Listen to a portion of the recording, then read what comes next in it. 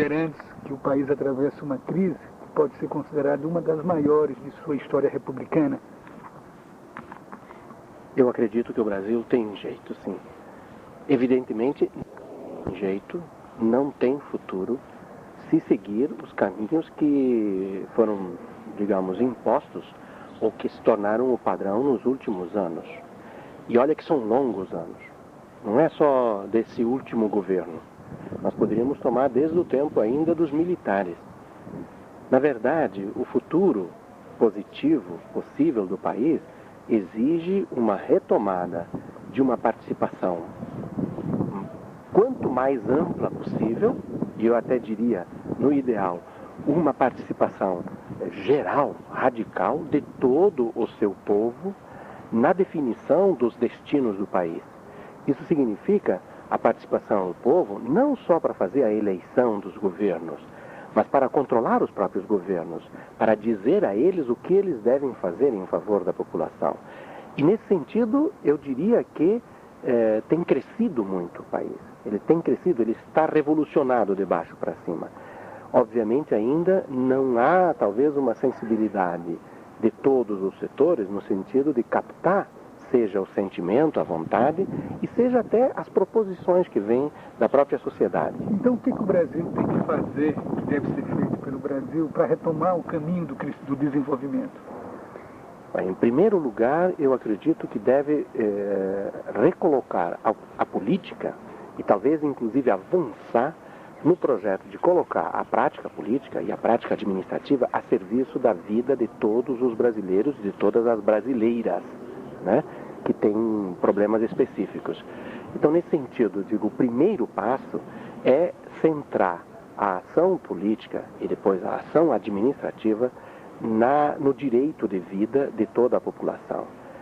Para fazer isso, obviamente, nós teríamos que repensar a própria maneira de promover as prioridades dentro da ação política, que pode então implementar determinadas formas de ação. Eu acredito que os recursos que nós dispomos, eles devem ser prioritariamente destinados a favorecer iniciativas pequenas, médias, de preferência, alguma grande também, que, em primeiro lugar, responda às necessidades da população, seja de alimentação, seja de crescimento em todos os setores da sua vida, em todos os âmbitos da vida.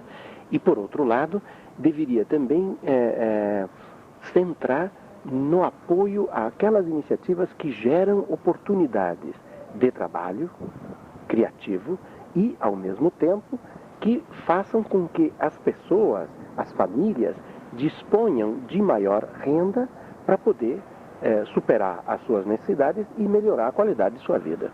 Agora, dos 4 principais candidatos a presidente da República, qual, na sua opinião, está mais apto para levar adiante um projeto de mudança que inclua políticas como geração de emprego, educação, saúde, reforma agrária, segurança e meio ambiente?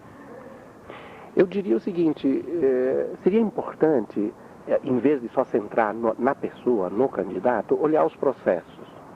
E nesse sentido, eu não tenho dúvida de que por detrás dos candidatos que nós temos aí, se configuram determinados processos que certamente terão continuidade se eles forem eleitos. Então, eu acho que o candidato José Serra significa continuidade do governo e até as consultas, com todos os limites que tem, consultas de opinião, já revelaram que a população não quer, já não reconhece como resposta às suas necessidades. Por outro lado, você tem, por exemplo, o Ciro Gomes, que tem atrás de si um percurso muito complicado, porque além de ver a ele próprio migrando permanentemente de posições políticas muito diversificadas, que vêm desde o partido de apoio à ditadura militar, na época da ditadura militar, passando depois por aparentes oposições e depois ainda por dissidência da aparente oposição e finalmente se instrumentalizando um partido pequeno relativamente na sociedade e que tenta anunciar que ainda é portador da tradição do Partido Comunista e apenas modernizado, Eu acredito que nós temos ali a oferta da aventura, eu diria assim, de um governante que pretende resolver os problemas sozinho. Você não vê grandes quadros que elaborem propostas, você não vê grandes experiências, a não ser o Ceará, e muito mistificado. Quem conhece o Ceará, a apresentação que é feita é muito mistificada, não tem os fundamentos reais. Então, nesse sentido, eu digo, quem quisesse apostar no Ciro Gomes, certamente estaria de novo tentando apostar numa aventura de um político que resolveria os problemas sozinho.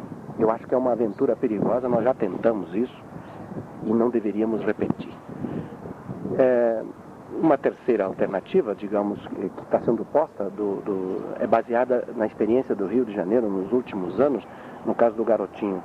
Eu vejo o limite no Garotinho exatamente na sua capacidade de dialogar mais amplamente. Vejo às vezes até boa vontade nele, vejo assim disposição, mas realmente é uma ação de caráter mais populista, porque na prática concreta ele demonstrou que não abre espaços de participação no exercício de governo, no exercício da política. O Lula, no caso, eu tenho a impressão que ele tem uma vantagem, se a gente olhar, quiser apostar no Brasil, de duas ordens. A primeira, ele tem atrás de si a construção de iniciativas de caráter administrativo que são muito criativas, que têm demonstrado que são capazes de controlar, digamos, a aplicação dos recursos, por um lado. Por outro lado, fazer com que essa aplicação dos recursos se multiplique através do aumento da participação, que ainda é insuficiente. Em muitos lugares onde eles têm essa responsabilidade. Mas acho que o caminho está demonstrado que se abre para a participação. Esse é um primeiro elemento que me parece que poderia calçar uma decisão em favor, digamos, da proposta que ele representa. Mas uma segunda razão também é que eu acredito que ele aglutina e abre espaço numa atitude de diálogo para os setores até estudiosos da realidade brasileira, que têm a capacidade crítica em relação às contradições que nós já vivemos, e, por outro lado, tem condições de elaborar propostas alternativas.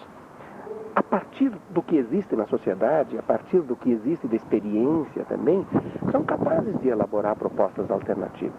Eu tenho a impressão que entre as 4 alternativas que nós temos, se nós olharmos com, eu diria assim, com um pouco de atenção, nós poderíamos dizer que há vantagem, sim, há vantagem no sentido de proposição e no sentido de possibilidade de aglutinação de forças e de participação popular na proposta, digamos, representada pelo candidato Lula. Eu, pessoalmente, acho que é a oportunidade que nós, brasileiros, temos de tentar dar algum passo para enfrentar os problemas que têm agredido a vida da população. E, nesse sentido, eu diria, é a alternativa que nós temos para não cair no caminho que a Argentina nos indica.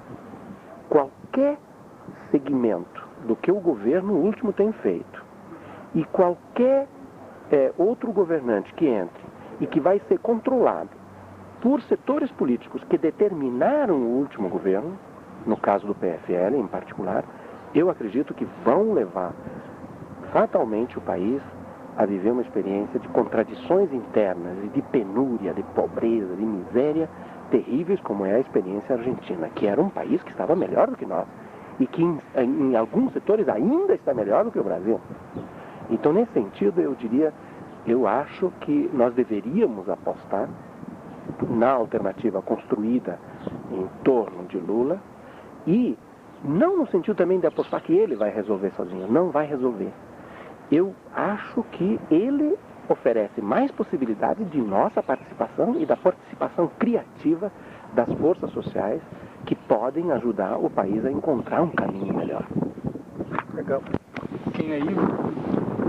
Ivo é formado em filosofia e depois, por causa do seu trabalho estudioso da sociologia política e de modo especial a sociologia do campo no Brasil. E minha prática maior tem sido sempre na linha de educação popular, no campo da Comissão Pastoral da Terra e depois, nos últimos anos, na Caritas Brasileira, que são, digamos, organismos ligados à Igreja Católica, mas que têm uma atuação na sociedade, têm uma atuação de diálogo permanente, aberto, com os setores que se interessam, têm sensibilidade para a situação, principalmente dos mais marginalizados e excluídos da sociedade, e que topam de buscar caminhos para poder fazer uma transformação da sociedade.